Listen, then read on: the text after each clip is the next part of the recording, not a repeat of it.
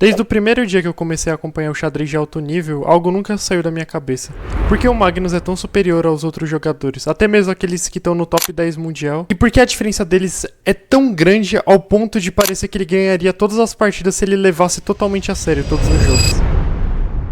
Quando eu assisti o episódio do Magnus no Joe Rogan Experience, ele mencionou um termo que eu já conhecia antes por causa dos meus estudos de alto desempenho, que era prática deliberada. Ele mencionou isso daí justamente quando eles estavam falando do treinamento rotineiro dele, que ele fazia no dia a dia. Mas, o que diabos é prática deliberada e como que isso explica o alto desempenho do Magnus? Antes de eu dar essa explicação, eu queria falar do caso emblemático da Judith Polgar.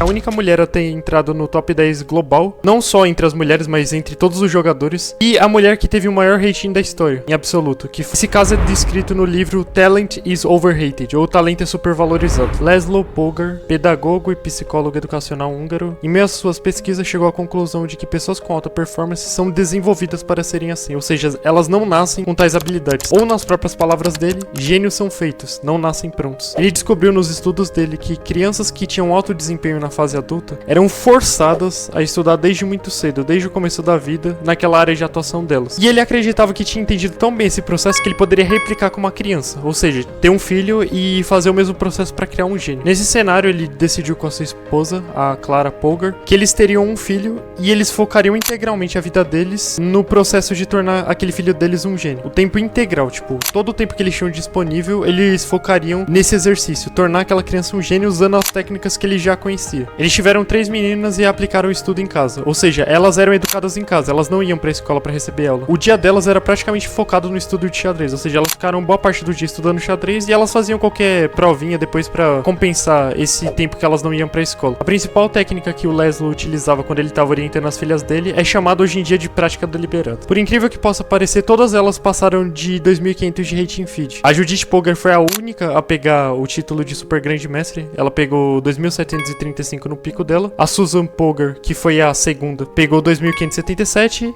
e a outra pegou 2.500, a Sofia Polgar. Mas por que só a Judith Polgar, que era mais nova, conseguiu atingir o nível de super grande mestre enquanto as outras não atingiram? Elas admitiram que o nível de dedicação que cada uma delas exerceu no xadrez tinha relação com o nível de sucesso que elas tiveram depois. Ou seja, a Judith Polgar, que foi aquela que teve o maior sucesso, foi aquela que mais se dedicou. Era comum que as jovens da época começassem a se planejar a respeito do casamento com 20 anos de idade. Elas geralmente abandonavam o xadrez. E ela foi a única que não fez isso daí. Além disso, ela foi a única que não queria se limitar ao circuito feminino. Ela tinha maiores ambições. Ela queria enfrentar a elite da época. Entre eles, o Garry Kasparov, o Vladimir Kramnik, o Anand, entre outros. E não menos importante, como o pai dela já tinha aplicado o método de treinamento com as outras duas, ele já tinha feito um refinamento. Porque o objetivo dele era melhorar o método de modo que, à medida que ele fosse aplicando nas outras filhas, o método se tornasse melhor, tivesse mais efeito, sabe? Quando chegou na Judith, que era mais nova, esse método já tinha a refinação máxima, sabe? Então, querendo ou não, o método de treinamento dela foi melhor que o das outras. Além dela ter o apoio das outras também. Elas eram figuras de referência pra ela, porque elas eram melhores, né? Por conta da idade. E também tinha o treinamento delas, além do treinamento do pai, né? Aquela clássica ideia de que existe um gênio do xadrez que foi herdado por ela, cai por terra quando você vê que tanto a mãe quanto o pai eram jogadores horríveis de xadrez. Não é nem que o livro descarta a possibilidade de ter influência em fatores genéticos. Todo mundo nasce de forma diferente. Tem pessoas que têm memória melhor, tem pessoas que têm visão melhor,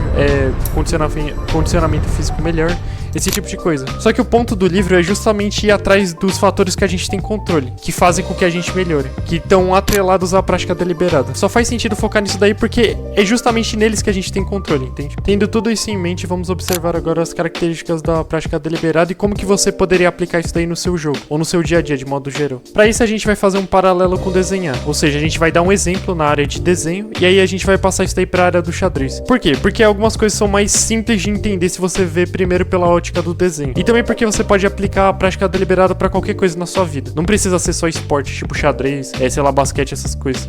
Pode ser qualquer coisa, literalmente qualquer coisa da sua vida. Até estudar pra uma prova, por exemplo, você consegue adequar. Supondo que você não saiba nada de desenho e você quer aprender a desenhar. Qual que seria a sua abordagem? O que você faria inicialmente? A maior parte das pessoas tentaria desenhar um personagem que elas gostam. Elas provavelmente descobririam que a mão é a parte mais difícil de desenhar, se esforçariam um tempinho pra tentar sair algo decente. E depois de um tempo, depois de ver uma certa melhora naquele monte de rabiscos, elas largariam o lápis com um certo orgulho, com aquela ideia de que eles tiveram progresso, quando na verdade não conseguiriam nada. Assim como jogar xadrez, desenhar envolve dominar inúmeras habilidades menores que eu vou chamar de sub-habilidades. O problema é que quando você não treina de forma direcionada, ou seja, focando em uma sub-habilidade específica, como por exemplo, dominar o desenho de formas geométricas, dominar o desenho do quadrado, de uma esfera, etc. Você fica igual uma barata tonta tentando fazer de tudo um pouco, só que no final das contas você acaba aprendendo nada. Porque quando você já vai fazendo um personagem direto, você pula várias etapas, você pula várias coisas que você deveria dominar. Tipo, primeiro você tem que aprender a dominar esferas, a dominar o desenho de cubos, esse tipo de coisa, e até de formas geométricas 2D, pra você conseguir fazer as partes do personagem, tipo a mão e etc, que são constituídas justamente dessas formas geométricas. A parte deliberada do termo prática deliberada vem justamente dessa ideia de você fazer de forma consciente, ou seja, de você analisar o que você tá fazendo de errado e focar naquilo que vai te dar um desempenho real, ou seja, fazer a prática de forma consciente. Pelo que eu falei anteriormente, fica claro qual é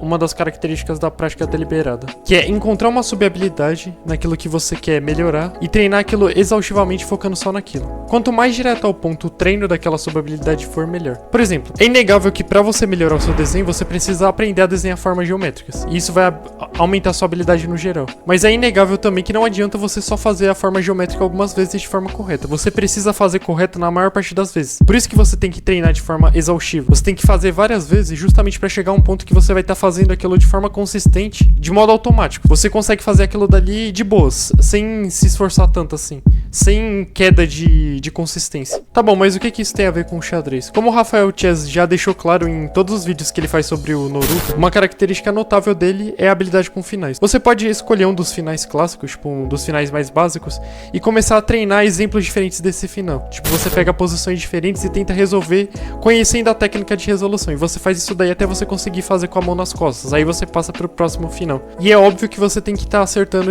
esse tipo de final de forma consistente. Não basta você só acertar algumas vezes e parar, você tem que acertar a maior parte das vezes que você fizer, sabe? Por isso que você tem que fazer inúmeras, pra você ter certeza que você tá fazendo de forma consistente, que você dominou de verdade aquilo dali. Você tá ligado aquele final de cavalo e bispo que te assusta mais do que a carteira de trabalho? Então, talvez seja a hora de você usar a sua nova amiga nele, a prática deliberada. Inclusive, eu não sei se ficou muito claro, mas quando eu falo exaustivamente, eu quero dizer literalmente exaustivamente. Um bom exemplo é o Mo Norman, que é um rebatedor de beisebol que rebatia até as mãos dele sangrarem, por causa do objetivo dele de ser um bom rebatedor. Ele batia 800 bolas de forma certeira todos os dias. E do exemplo do desenho dá pra tirar outra coisa também, que a prática deliberada envolve focar aquilo que você é ruim. Você pega uma sub-habilidade na qual você é ruim, tem um desempenho insatisfatório e treina de forma incessante sem parar. Melhorar é justamente isso daí, você pega algo que você é ruim e treina aquilo dali até você adquirir consistência e sem ter grande perda de desempenho. E é por isso que eu falei sub-habilidades ou habilidades menores. Porque se fosse algo que te deixasse cansado, muito exausto a cada tentativa, tipo por exemplo um levantamento de peso intenso, você não conseguiria fazer aquilo dali com frequência, e não seria prática deliberada, portanto. E se fosse algo muito complexo, você demoraria para fazer a próxima repetição, e portanto não seria prática deliberada, porque não teria essa característica de fazer várias vezes seguidas e focar somente naquilo. Então se você pensar um pouquinho, o erro daquela pessoa que estava tentando desenhar no começo foi justamente não ter focado em uma sub-habilidade específica. Ela tentou fazer tudo de uma vez. E também, por causa disso daí, ela não consegue fazer com tanta frequência, porque ela tenta fazer um corpo grande assim, ela não consegue focar em um aspecto e demora demais também. Ela fica muito tempo no erro dela. Só que aí a gente tem uma problemática. Para você melhorar uma habilidade específica, é óbvio que você precisa de uma tarefa que ela seja meticulosamente planejada justamente para aumentar a sua performance. Não basta qualquer tarefa.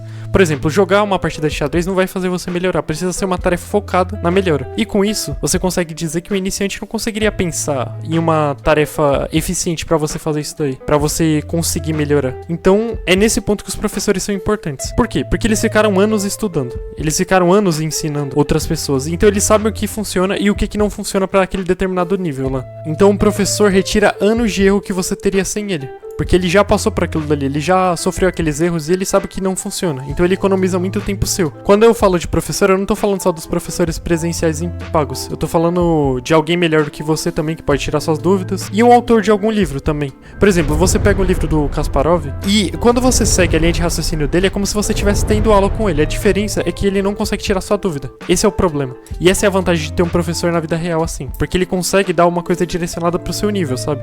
Ele consegue analisar você. E ele consegue te dar um material direcionado pra você, enquanto o professor do livro, ele não sabe quem é você, ele só fornece o que ele sabe pra aquele assunto específico, sabe? Pra aquele tema específico. independentemente do seu nível. É por isso que você tem que ler o prefácio, porque no prefácio fala que nível que ele tá esperando. E é por isso que você tem que mesclar as duas coisas. Tipo, o professor dá um direcionamento e você usa livros também pra aprender. Porque a vantagem do livro é que você pode ter aula com os melhores da área, tá ligado? Tipo assim, tem um livro que foi literalmente escrito pelo Kasparov, que foi um dos melhores jogadores da história, sabe? Então, é óbvio que ele tem muito a ensinar e é óbvio que ele vai ser melhor do que a maior parte dos professores. Só que o problema é que ele não tá lá pra te orientar, porque se tivesse seria melhor, tipo, ele em pessoa, entende? Sobre esse assunto de professor, nos leva a outra característica da prática deliberada, que é ter feedback sempre disponíveis. Um feedback é uma informação que diz se você tá fazendo certo ou não aquela atividade. Por exemplo, no caso de atividades visuais como desenhar o xadrez, você consegue bater o olho e saber que você tá fazendo corretamente. Imagina que você tem uma posição e você tem que fazer uma jogada correta. Como que você sabe que a sua jogada é correta ou não? E se você perder material, ou se você ficar claramente perdido, então a sua solução é ruim. Essa é a forma de saber. Só que tem um problema nisso daí, que é quando não fica muito claro se você melhorou ou se você piorou depois de fazer sua jogada. Se você tá melhor ou se você tá pior. Que é geralmente quando é um final e tem um lance sutil que você faz que só tem uma consequência bem no futuro, bem jogadas à frente, ou que você não consegue interpretar por causa da sua falta de conhecimento. Você não consegue entender aquela posição de forma correta. E é nessas horas que a subjetividade reina, que você precisa de auxílio de algum professor. Quando se trata de um livro e ele te dá o puzzle, você vê o comentário do livro. Quando é um puzzle e não tem comentário, você geralmente vai atrás de uma pessoa que sabe mais do que você e ela explica pra você. Não importa exatamente a fonte, se é de um livro, se é de uma pessoa, o importante são só algumas coisinhas. Que é por que você fez errado, por que a solução tá correta e, acima de tudo, como que você pensa naquela solução correta. Você não deve ter pensado sobre isso daí, mas quando a pessoa faz uma determinada jogada, ela pensou em outra coisa antes. Tipo, ela vê alguma coisa na posição pra pensar naquilo dali, ela não tira da cartola. Então é importante você saber de onde que ela tirou aquilo dali, por que ela pensou naquilo dali, o que ela viu naquela posição que fez ela ter aquela ideia, que entendimento sobre a posição que ela teve, qual que foi a ideia da jogada dela, entendeu? Esse tipo de coisa. Não basta só saber que aquilo dali tá certo, não basta só saber que tá errado, você tem que entender o porquê também. É óbvio que, já que você se obriga a fazer algo que você não sabe fazer, de forma exaustiva, a prática deliberada não vai ser divertida, ela vai ser cansativa e muito chata, na verdade. Essas são outras características dela. Por exigir muito do cérebro, geralmente os profissionais que usam a prática deliberada para ter um alto desempenho treinam de 4 a 5 horas, mas não fica preso esses números porque varia de pessoa para pessoa. E mesmo que eles não façam prática deliberada, eles continuam estudando no resto do dia. Ou descansam também, depende muito da pessoa. O livro dá uma ideia muito boa de treinamento. Pega uma posição de uma partida entre dois grandes mestres e pense em um lance. E tenta justificar do porquê que aquele lance é bom. Aí depois você vê o lance do grande mestre e tenta explicar por que os dois são diferentes e por que o dele seria melhor ou por que o seu seria melhor. É óbvio que você tem que saber qual que é a solução. De preferência você vê a justificativa do grande mestre em relação àquele lance lá. E aí você precisa pensar na linha de raciocínio que... Tipo, por que aquela linha de raciocínio que você teve te levou àquela determinada jogada. Pode parecer besta, mas quando você faz uma jogada errada, não é algo tão simples assim. Você teve uma linha de raciocínio e tem algo de errado na linha de raciocínio. Então você precisa encontrar esse erro e consertar pra você não cometer esse mesmo erro em uma posição similar, sabe? Da mesma forma, nas suas partidas tem vários erros que se repetem. Então quando você identifica não só os erros, mas também o motivo por trás daqueles erros, tipo o raciocínio por trás, você deixa de cometer esse tipo de erro não só naquele tipo de posição, mas em posições similares. E aí você melhora, consequentemente. Isso que eu falei vale pra puzzle também. O problema é que as pessoas não fazem puzzle, ou quando elas fazem é sempre de qualquer jeito, sem pensar do porquê que elas erraram, elas só tentam todas as jogadas, e aí passam pro próximo achando que aprenderam alguma coisa, quando na verdade não aprenderam nada porque elas não entenderam o motivo delas terem errado e nem porque o lance certo é o lance correto de verdade. Analisar puzzle não é algo que você faz com velocidade. A mesma coisa pra analisar partida. Mas aí a pergunta que não quer calar: Horus, se eu fizer tudo isso que você tá falando, eu vou ficar tão bom quanto o Magnus? E a resposta é: depende.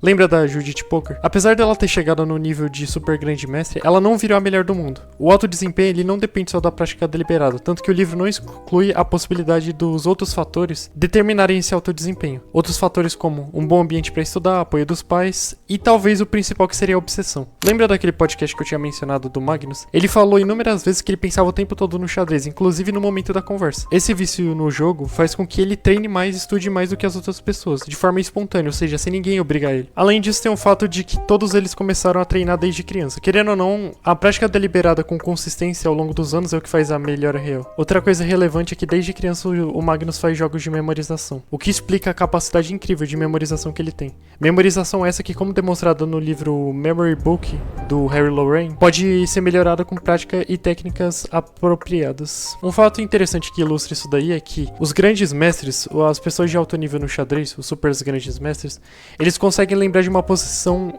que tem 25 peças ordenadas por ela, olhando para a posição em poucos segundos. Só que se você pegar uma posição de xadrez e colocar as peças de forma embaralhada, de modo que você não conseguisse essa posição em um jogo real, tipo, aquela posição não surgiu de um jogo real, a capacidade de memorização deles é um pouquinho superior à de uma pessoa normal. Por que que isso acontece? Porque assim como é mais fácil você lembrar de uma palavra do que de uma sequência aleatória de caracteres, eles estudam tanto determinadas posições que eles começam a ver aquilo dali como palavra, sabe? Como um padrão. Então eles decoram não como peças individuais, mas sim como um grupo de peças, sabe? E tratar um grupo de objetos como um objeto só, como um conjunto, é uma técnica de memorização também. Além de outras que existem, né? Eu sei que é meio chato falar desse negócio de paixão e obsessão, porque a maior parte das pessoas não tem isso. Só que você não deveria se sentir desencorajado. Porque até mesmo o Magnus, ele estuda assuntos que são chatos pra ele. Tem vários assuntos que são chatos pra grande parte das pessoas, e mesmo assim elas estudam porque elas sabem que aquilo dali vai fazer elas melhorarem, sabe? Então, o importante mesmo é se forçar a melhorar naquilo que você é ruim e fazer isso de forma consistente, todos os dias. E aí uma hora você vai chegar lá. A maior parte das pessoas não faz isso. Então só de você tá fazendo isso daí, mesmo que sem paixão, só de você tá fazendo isso daí, você já vai chegar muito longe. Já vai chegar lá no alto nível, sabe? Bem, como você vê, esse vídeo foi muito mais trabalhoso do que os outros, tanto em roteiro, pesquisa, trabalho de edição e até mesmo na atuação que eu tô fazendo aqui. Então você deveria dar o like, né, mano? Se você gostou do trabalho do editor, que é o Shurp, clica no link que tá na descrição do YouTube dele e das outras redes sociais também, pra pedir alguma comissão pra ele, esse tipo de coisa. Se você tem interesse sobre a prática deliberada, que é aplicar isso daí em outras coisas, como eu falei, não é só no xadrez que você aplica, você pode ler o livro na descrição, Talent is Overrated, tem um link na Amazon pra você comprar, ou você pode pesquisar pelo PDF, e também eu vou deixar um artigo sobre prática deliberada na descrição, para caso alguém queira se aprofundar. Esses vídeos especiais, eles não vão ser lançados com tanta frequência assim, provavelmente uma vez por semana, alguma coisa nesse sentido, e eles dão muito trabalho de fazer. Eu espero que você tenha um bom dia e até a próxima.